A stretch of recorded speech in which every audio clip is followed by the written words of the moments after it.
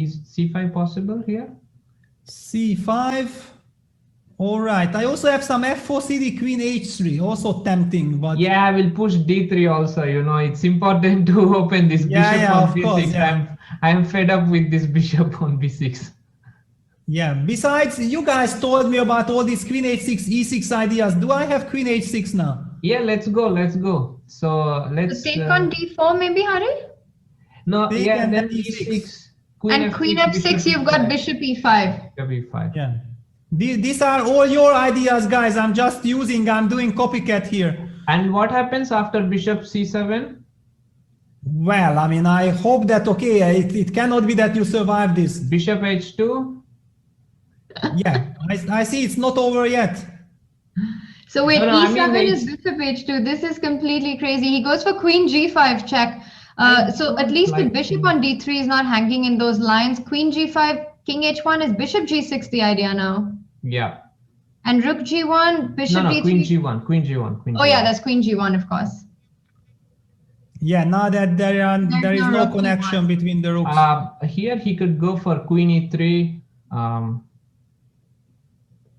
Just queen e3 and maybe something like. I mean, it's really nice because queen takes e6 is met by f takes e3, but does Magnus really want to go for such an endgame? Or c5 is coming.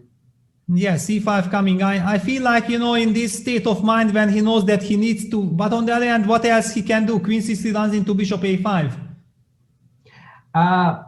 Yeah, it's. Yeah, all right. So, but what is this? Queen e3, I'm not really understanding why engine bar would be so happy from white side in this position.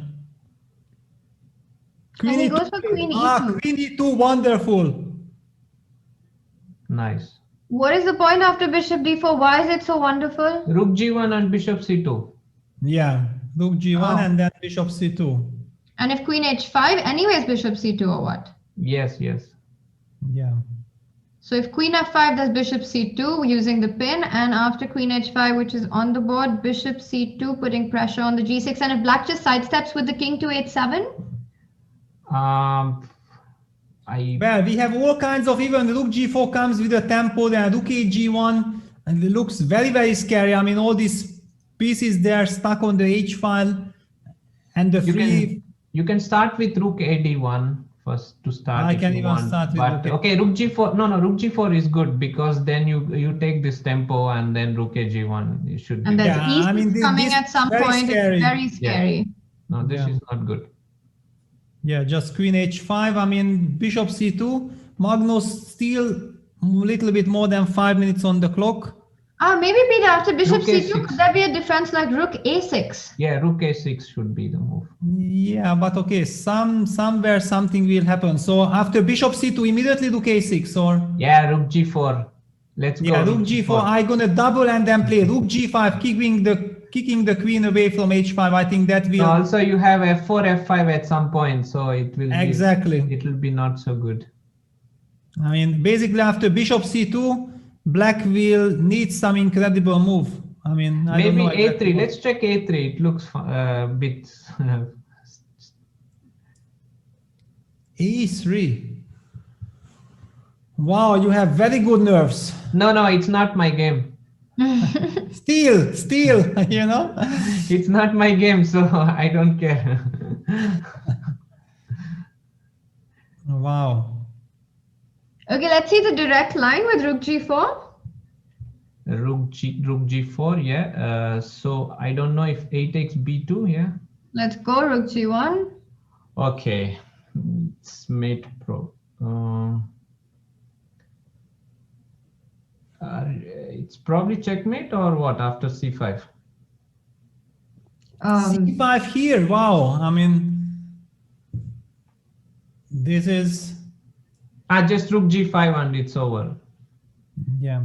Wow. And Magnus goes queen d2. He wants to challenge the bishop immediately, and probably he wants to go for rook g5. I mean, he also wants to go rook g5 as quickly as possible.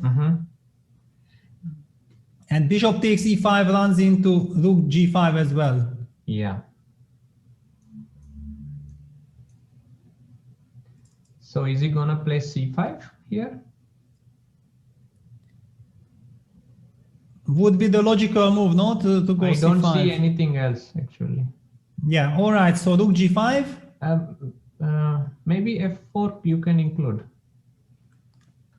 F4 because queen f5, I have bishop c2. Bishop c2. Yeah, queen f5, bishop c2. Oh, you have queen h3. Or queen h5, something like that. Well, look at this f4 played and engine doesn't like f4. Did maybe Magnus and Wesley goes queen h6? I mean, did he miss something? I mean, what is happening? I don't understand anything.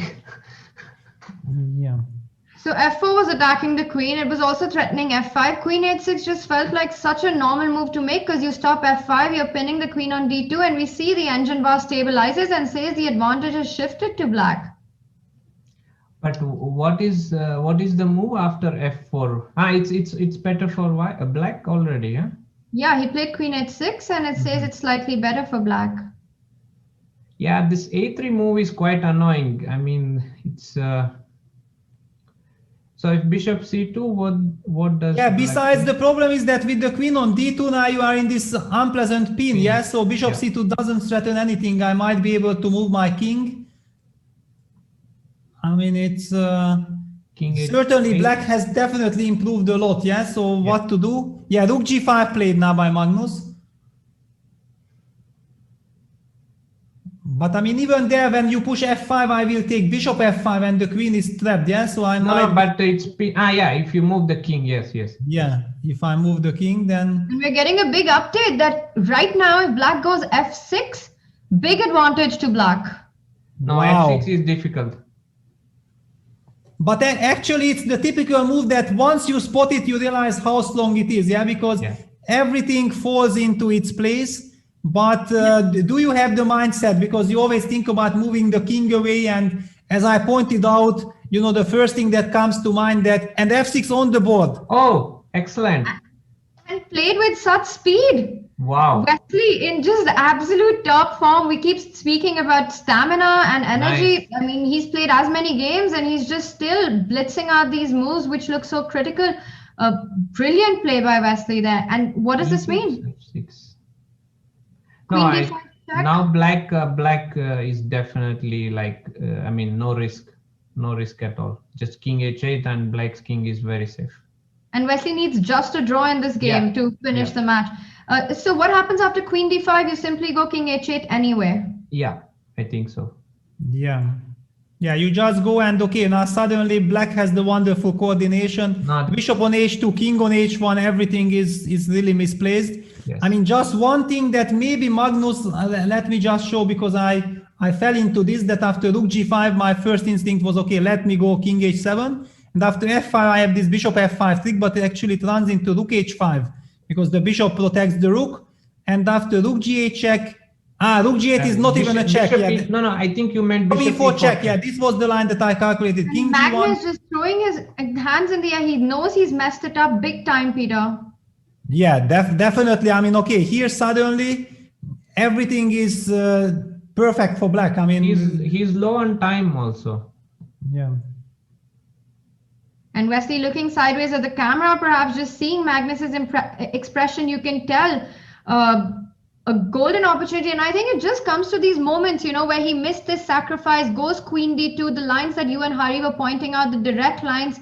But choosing the second best option maybe, or the third best option, and then a player like Wesley, he doesn't miss his chance with f6, queen d5 check on the board, king h8, there are ideas like rook e8, suddenly it's the white king, which is actually in a lot more danger than black's king. How is white even keeping the game going after king h8? I mean, usually this bishop on h2, if you have e and f pawn, it's pretty good. Like white has all kinds of e5, f5. But when the e pawn is gone, you feel that this bishop on h2 is pretty, like it doesn't have any job, you know. It must come out, and it takes a lot of time for the bishop to come out. And on the other hand, this bishop on f6 is doing a brilliant job, no? Like, yeah. Yeah, Does both black the bishops. actually want to take this exchange on g5? Because it looks like after bishop g5, fg5, suddenly this bishop on h2 might become a monster, and that's a bit scary, coming to e5 and checks all over the board. Yes. Maybe he would go first rook ad8 just to clarify where this queen is going. Yeah, I'm liking this move. Yeah, black also has to be very fast because just one more move from white side, I mean something like rook g1 and all our lovely construction might collapse. That's also the justification of why we feel like, you know, black has to be very energetic with maybe rook ad8. Because now I want to play queen b7, then I can take bishop g5. And if I take of course, on queen c5, queen c5 should be the move. And here I was okay. I mean, there are so many moves here. It's first I want to check if it is possible to take on g5. I mean, most likely I will not take it, but you know, whenever there is material, I want to take it. Queen h7. Wow, asking for these checks, yeah? Yeah. And Wesley still having a think after bishop f3 what he wants to play, and then you can just feel the instant shift in the body language of both these players. Magnus feeling the pressure. A big moment for Wesley. He's got 3.5 minutes on his clock to figure this out. But of course, black is not going to take this g5 anytime soon. Oh, a3 is great. We have a3. I saw this line, but I could not believe that he would go for this. Exactly. I also calculated till this moment that b1 queen and then rook comes back, and it looked very scary, but Wesley believes, yeah? This bishop on f6 is doing a great job. And he's traded a lot of pieces. Hari, your idea of a3 finally coming on the board. Queen h7 played. The bishop on f6, you were saying, controls everything. f5, he wants to go rook g6, also maybe bishop e5 at some point. Yeah, also, you know, to bring, yeah, exactly, to bring the bishop from h2. I mean, this is only chance, yeah. Yeah, I mean, when I looked at this ace3, I exactly looked at this like rook g1. You really want to do this from the black side. Yeah, it looks very, very scary because rook g1, but yeah, this queen h7, of course, is the key move. You control, and if white has to play f5, then already from the black side, you also feel like, okay, yes, he might have bishop e5, but I mean, I'm having things under control. It shouldn't be that scary, but in a blitz game with so little time on the clock, also keeping the momentum going, yeah, so I believe that Magnus is also kind of happy that he gets his game, but rook g8, challenging the rook on the g file. Okay, he needs to keep the rook. I think he should not. He shouldn't exchange the rook.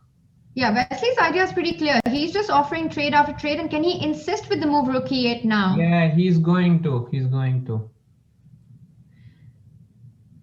Yeah, it's really a big problem. White cannot put the rook on e6 because after rook e6, fe6, there are all kinds of queen b1 checks as well. Maybe something else as well, but I mean, this is already enough reason not even to think about it. Rook b1 or what? Rook b1, rook g5, yeah.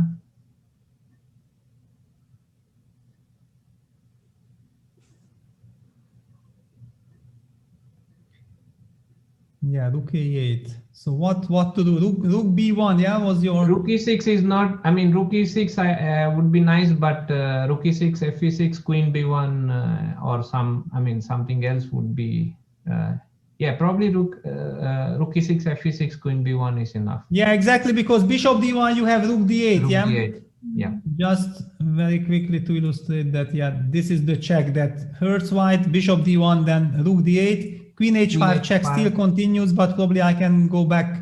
No, you can go king g7 and king f8. No, queen f7 check I have. Oh, I missed it, of course. Yeah, I mean, look at this. Magnus goes for rook e6. I mean, you kind of have to go rook e6. You have to go rook e6. Over in the next few moves. Yes. I mean, Wesley just trades on e6 and he's going for it. Queen b1, bishop d1. Peter, after queen h5, queen h7.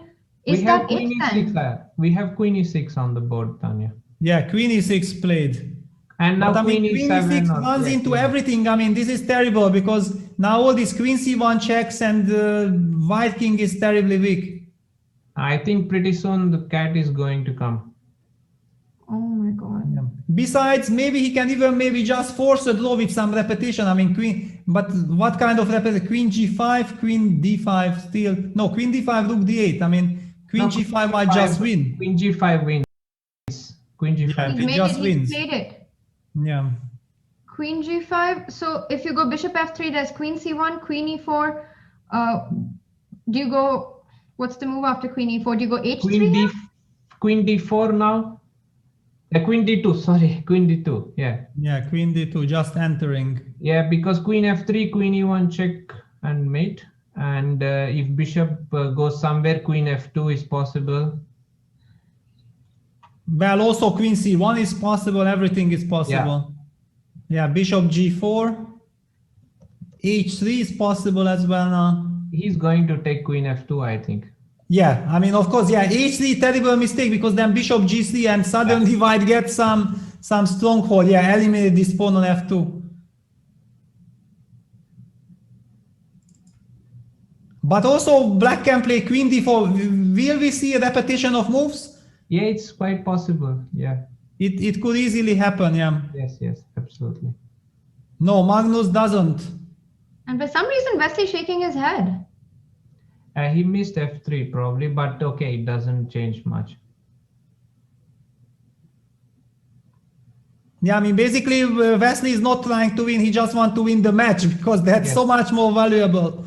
No, I don't know why he did not take on f2 unless I'm missing something. Yeah, queen f2 or queen d4 also forcing the trade of queens. I mean, anything but queen g5, he probably felt like, you know, he just forces the repetition and that's it. But king h3 is there, so... So how does it go? There's queen c1 check, there's king g2, then you give another check on d2 and the king hides on h3. Yeah. And then if black tries to threaten queen f1 mate with queen d1 or queen c1, maybe queen c1 again, how do you fight that? I mean, queen e2, but problem is I don't see next move for white. I mean, what is white going to do afterwards? King g2 on the board, we might be seeing this. So yeah, like queen d2 or whatever, queen d2 check. Queen d2 check, king has to go to h3 to keep the game going. And no, h3 check played by Wesley. Okay. So queen... So it's some kind of perpetual check. That's very professional. Yeah. Yeah, but I mean, king g3, can I try to play on your nerves if you are so professional? King g3, rook d8. He missed it. Yeah, rook d8, it's good. No, but why would you play h3 when this pawn on h4 is doing excellent job? Yeah, but I mean, look at this. The engine bar says game is over, it's finished. I mean, black is just invading now with the rook to d2, queen h4 check, rook d2 checkmate is coming, and yeah. Maybe Wesley just played very nicely with h3 check. Yeah. And after bishop g1, something like queen h4, rook d2. Where is the mate? It should be mate somehow. But it's also wonderful for black. Yeah, you have only beautiful pieces while white is now stuck with his bishop on g4, another bishop on h2. I think this is over. It's over. Yeah, Magnus down to 13 seconds.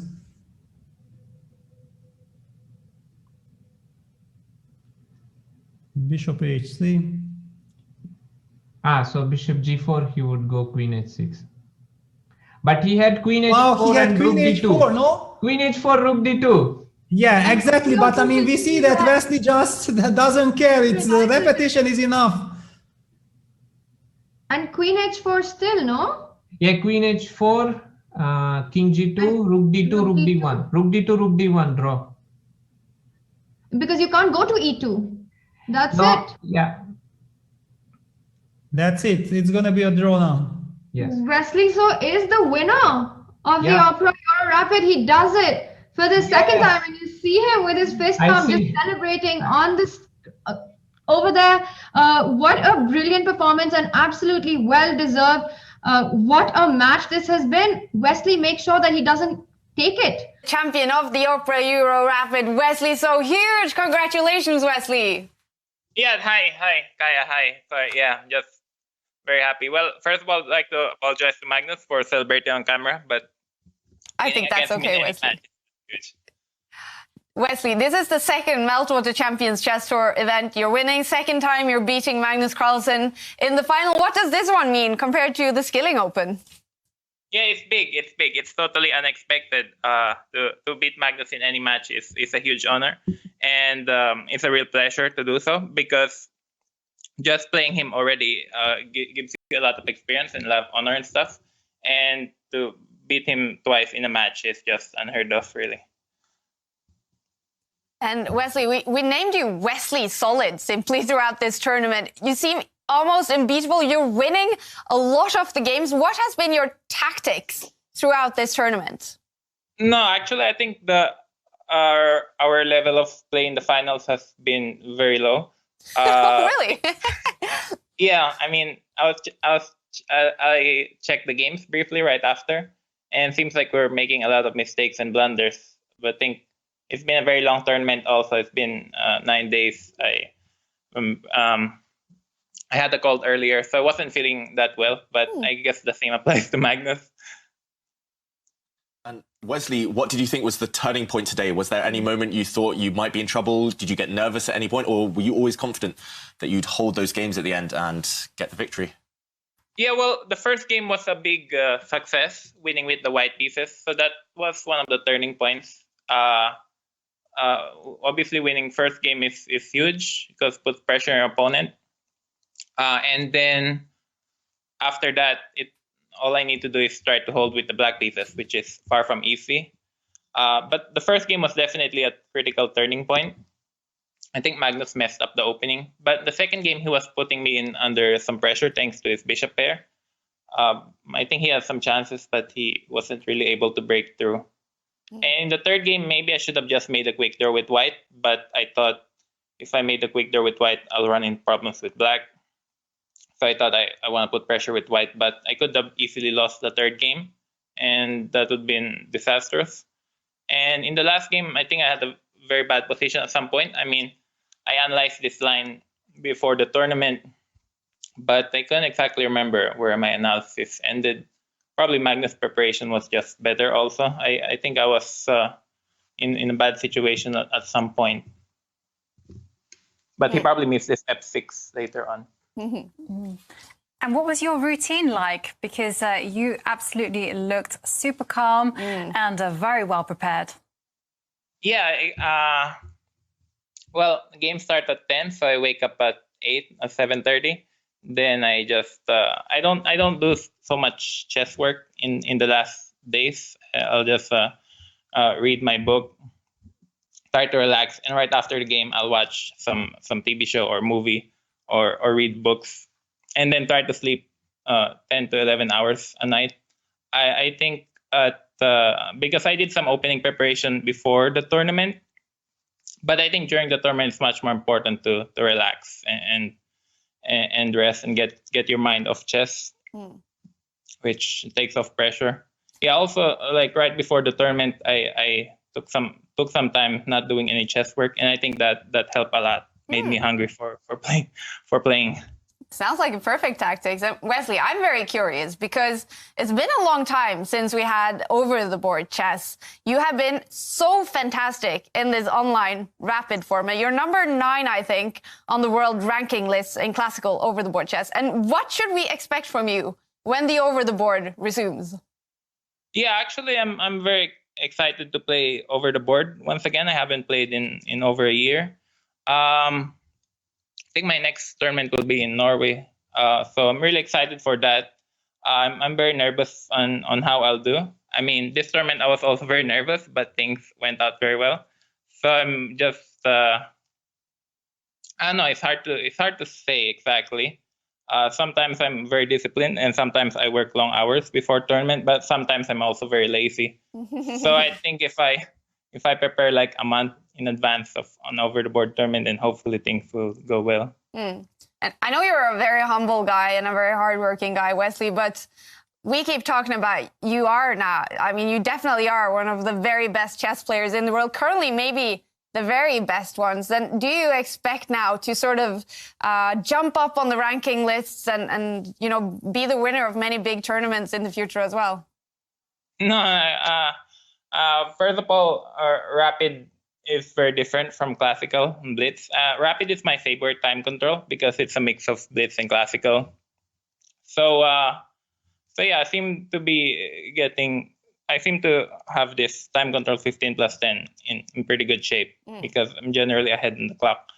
But no, it's just one tournament to another. I think this day has just not been Magnus Day the last couple of days. I mean, I also made a lot of mistakes, but he wasn't able to capitulate on those mistakes. So yeah, I don't think I particularly showed a high level of play in chess, but yeah, I guess yeah, it's hard to say, but I'm very excited to play over the board once again.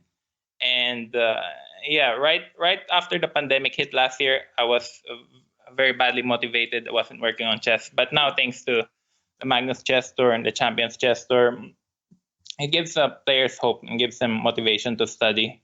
And I guess the secret to playing chess well is not thinking about the results per se, or not thinking about rating points or prizes, but just to play well and just to have fun, just to play some good chess, play some good moves, because at the end of the day, also you're doing it for the fans and for other people. So you don't want to cheat them by playing bad games.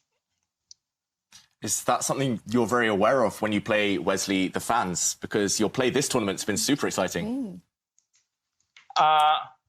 Yeah, definitely. If there are fans watching games, then make me very pleased.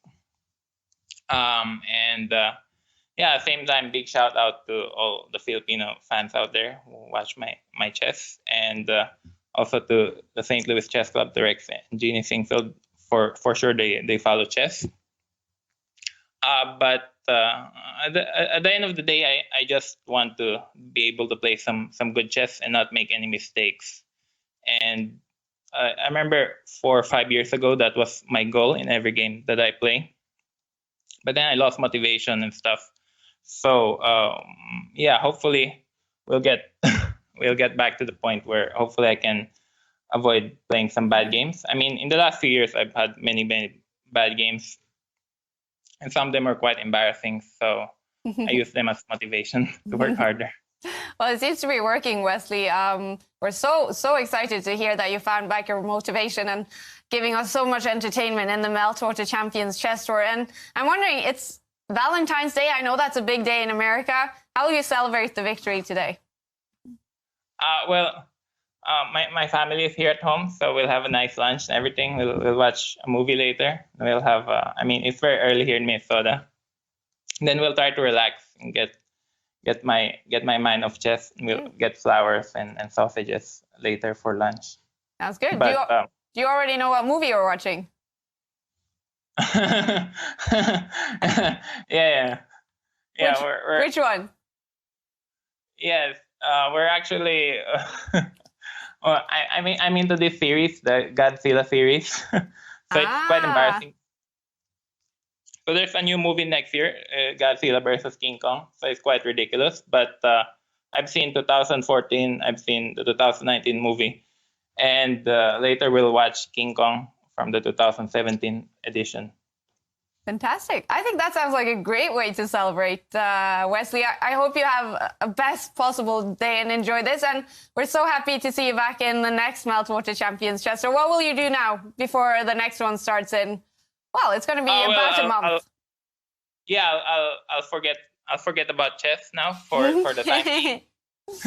And then I'll try to work on my chessable course, because a lot of people have written and I haven't had time to reply to them. And then I'll try to do some serious preparation for the next tournament, like 2 weeks, and then I'll take a break for 5 days before the next tournament, the same session.